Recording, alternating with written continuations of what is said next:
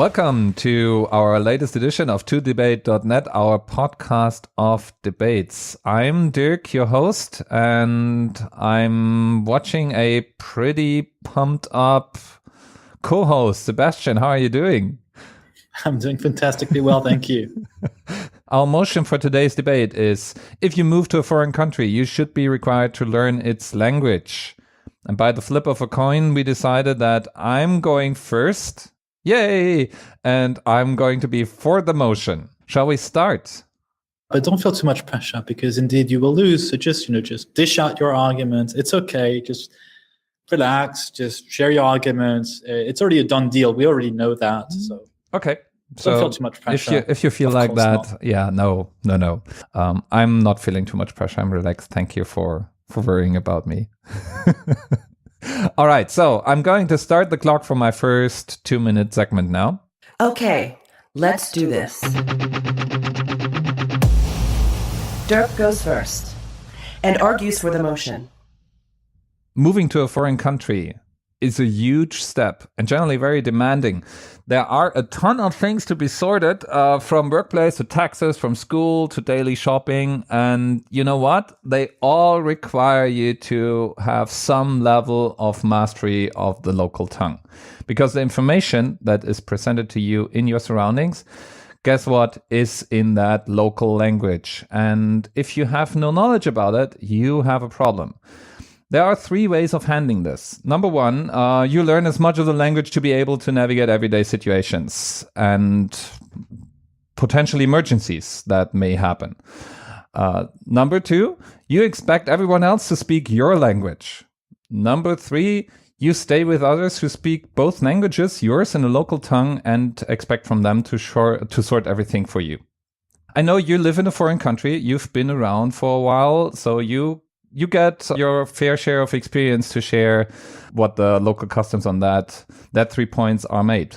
If we dissect it one by one, I would say, well, you stay with others puts you pretty much in a dependent situation. So that's not an ideal solution. Expecting everyone else to speak your language, you can do that in some cases, but in general, it's a pretty arrogant demand to make in a foreign country that everyone needs to adjust to you instead of you adjusting to the majority. And that leaves you with one choice and one choice only. You should learn as much of the language to be able to navigate everyday situations. That's a fair demand to make by the community you're actually joining, the community that you expect to help you with getting along in that new environment. And that's my initial argument. Now it's Sebastian's turn. Let's hear his argument against the motion. For better or for worse, Dirk, there's English. English has become the passport language, whether we like it or not. It reduces the need for people to speak a foreign language. Again, as I said, for better or for worse. It just happened that way for practical reasons.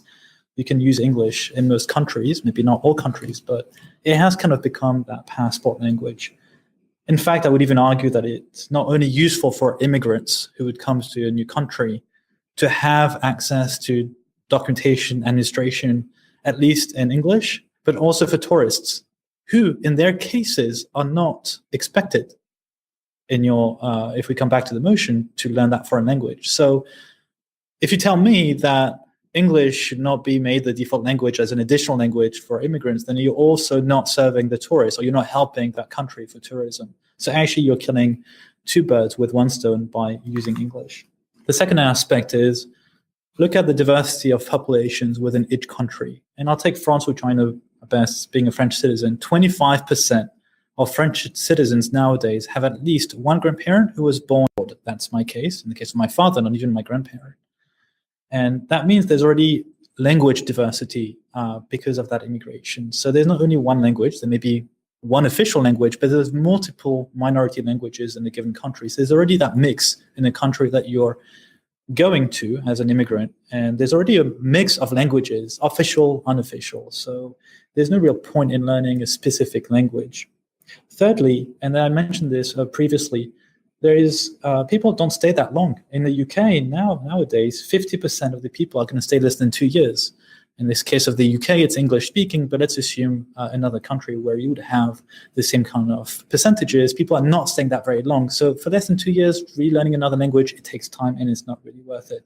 Finally, an argument I have is it's discrimination to actually enforce this. Imagine you're an immigrant, you learn that foreign language, and you cannot bring your family members because they struggle learning that language. So what do you do in that case? You have learned that language, but your family members who are eligible, except for that condition that you're forcing on them to speak the language, and they don't, and they cannot join you.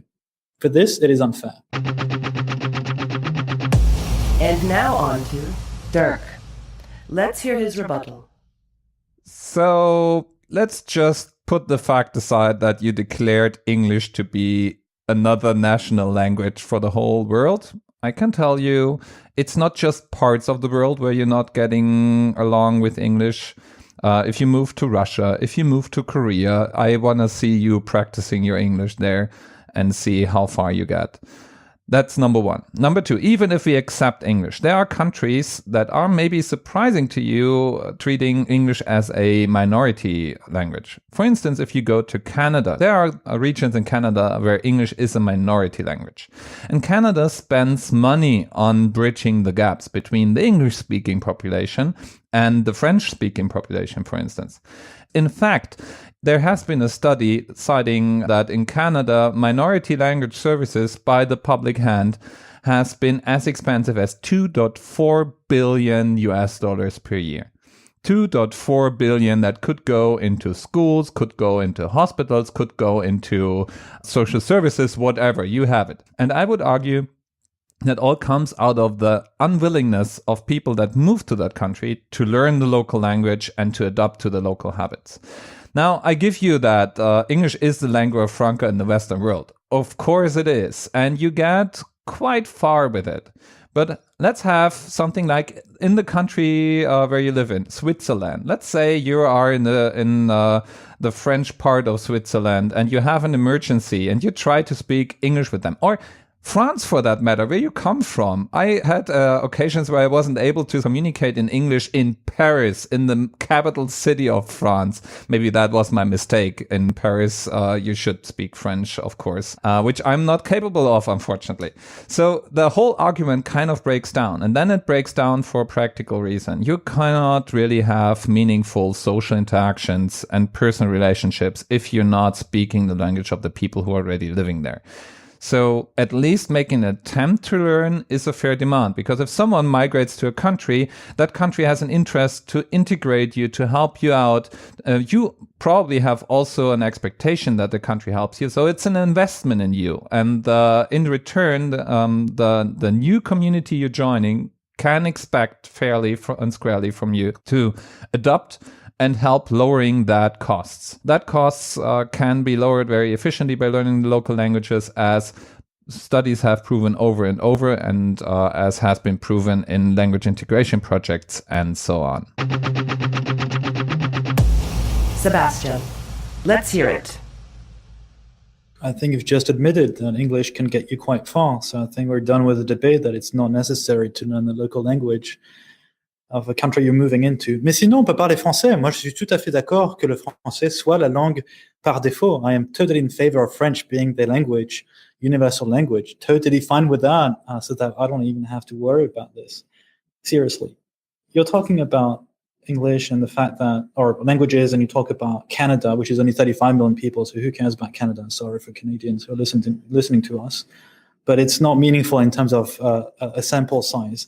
We're talking, and I made the point that English would also be useful for tourists, which compose a fairly large segment of the demographics coming into a country. So what do you do about the tourists who are not going to stay very long, not more than a few days or weeks? And it would be very useful indeed in Korea and Russia to have English signs. So it is in the interest of those countries to promote tourism with English. Now, here's the interesting bit. Locals, even locals, French citizens, let's say, as an example, struggle with their own language. The latest results from the OECD test results for children and students demonstrate that there is a loss in the quality of understanding their own language. So we're going to set a threshold, which is very hard to define, by the way. What is considered minimum? What is considered? You said previously in your first part that they should be able to navigate, but that's not really speaking, right? I think there's ambiguity on whether we talk about fluency or is it just about emergencies, which honestly, when you move to a country, most people pick up the language. If you stay long enough, you pick up the language, even if you stay in your community, which is indeed going to help you with the basic stuff. You may rely on your local community of fellow immigrants, but that's okay. That's also part of life. This is the social integration that also exists, which weaves into a country. So my point is, even locals struggles with their own language. You can see this with the spelling and grammar, which is not understood very well. Now, I have additional points here. And these ones are, it is difficult to learn a new language. So what are you going to do if you're an immigrant and you're 60 years old? We know that the brain has a difficulty in learning a new language. And imagine you, Dirk, you move in for whatever reason, because sometimes you don't have the choice to move. We're talking about all forms of migration, including political asylum, or people who have to leave a country, flee a country because of war. Imagine you have to go to China. Imagine you're 60 and you're German. Do you think it's going to be easy to learn Chinese when you're 60? Of course not. So if you make it mandatory, it's going to be extremely difficult. Again, I mentioned discrimination. There's no need discrimination of you bringing your family members who will find maybe equal difficulty or maybe even more. So you will not be able to bring them to your country of the host country where you've gone to, but it's creating discrimination for your family. And in fact, and my final point here is it will be impossible to enforce regardless. You move to a country, how will you actually enforce it? You're going to kick out the person because they don't speak enough of that language? How are you going to define the threshold level? Now, final statements. Dirk's turn. To reiterate one main point, the motion was if you move to a foreign country, you should be required to learn its language. So it's a demand that your new community is formulating towards you. And I think it's a fair demand to make because people want to have a relationship with you. People want to share culture. People want to be in contact with you. If you insist on being around them. It's what transports culture. It's what transports relationship. It's proven psychologically that people share relationships and more meaningful relationships with those they can communicate with. So asking immigrants to show a will to learn the local tongue along with the local culture and the local customs is a fair demand to make. Therefore, I reiterate, I'm for the motion. I think it's a fair demand. I think it's something useful to have. Sebastian. I'd like to say 5 things. You mentioned economic cost. We already had a debate on this, Dirk, and that's migration has a positive net benefit on the economy of the country. And in fact, in those places, languages are not enforced. They're not mandatory because we're not talking about citizenship. We're talking about migration. People do not require citizenship in this case. In fact, you talk about also meaningful social relationships, but come on, is it for the state to decide whether people should have meaningful social relationships? Of course not. It's up to you. So English, yes, is kind of a default language. It is happening already. It is not practical to enforce a specific language to be learned by immigrants who are not going to stay long in your country. And even if they do, you're going to create a phenomenon of discrimination, as I said, because some people either do not have the choice when they're admitted in a country because of asylum and other factors, or they will not be able to bring in their family members who, on their side, will not be able to speak that language for whatever reason, because they're old, grandparents, because they have less technical ability to learn that language, or because the language is also very complex, as I said, Chinese or Korean for us Westerners.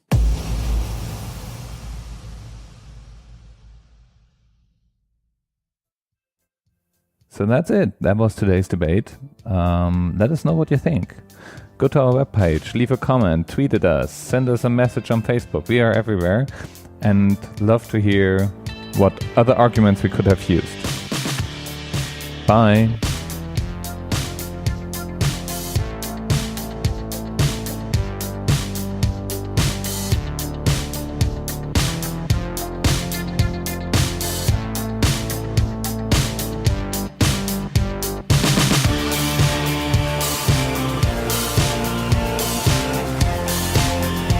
I have a dream that everyone speaks English and French on the whole planet and that we all get along and we have peace and prosperity for everyone. Just French? Really? Seriously? Have you heard Germans trying to speak French? That's fine. I'll tolerate it.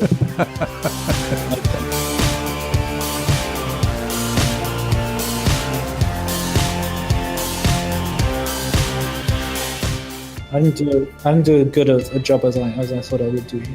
Oh, you're doing an excellent job.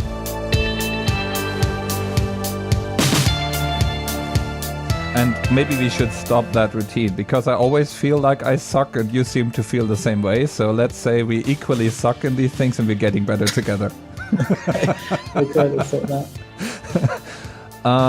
Forgot the main point out here.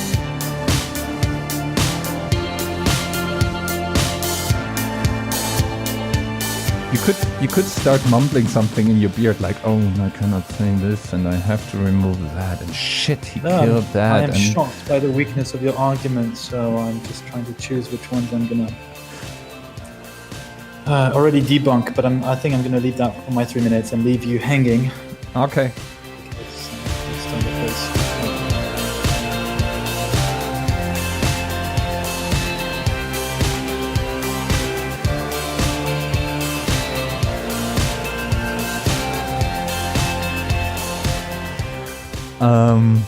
Yeah, of course you picked the episode that I have to start with.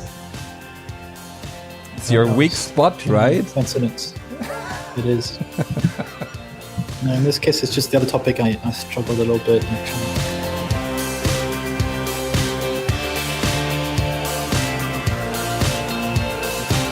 And you always say that for every single debate.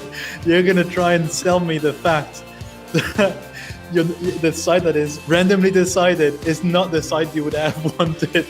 You gotta give yourself an excuse before the debate.